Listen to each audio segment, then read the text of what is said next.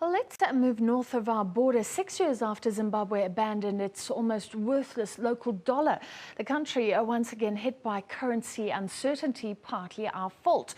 The South African rand is among 9 currencies that Zimbabwe recognizes as local tender, among them the US dollar, the British pound, the Chinese Yuan and the Indian Rupee. But with its value almost halving over the past 4 years, the rand is increasingly being rejected by our neighbours. The South African rand, once a currency of choice, is slipping in value. And much like the Zimbabwe dollar years ago, very few people on the streets want it. She says, even if I were to accept this money, no one wants it back as change. I buy my goods from South Africa, but I don't go there often, and I can't hold on to the rand because it's losing value. Taxi rank loader and money changer Thomas Pakamisa has even tried offering the rand at a higher rate. The official exchange rate is 14 rand to $1 US. In some shops here, they offload the rand at a rate of $1 to 16. We are selling them at 18 rands to the dollar. But even at this favorable black market rate, they are not circulating because no one wants them. You can't buy fruits or even water with them anymore.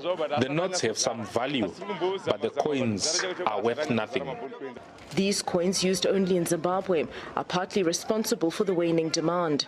The so-called bond coins were introduced by the central bank last year in response to a shortage of change. The coins are equivalent in value to the US dollar.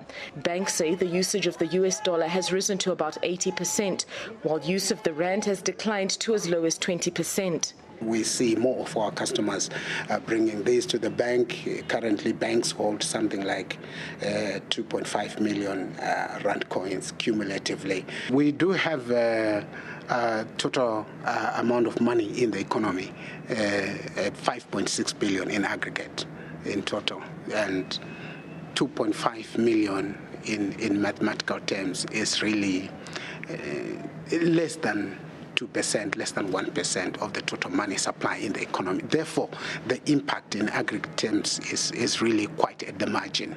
Banks say they will continue to hold rands and will not change the pace of repatriating the coins as a result of the depreciation. It says the rand will remain among the basket of currencies, even if many businesses are rejecting it.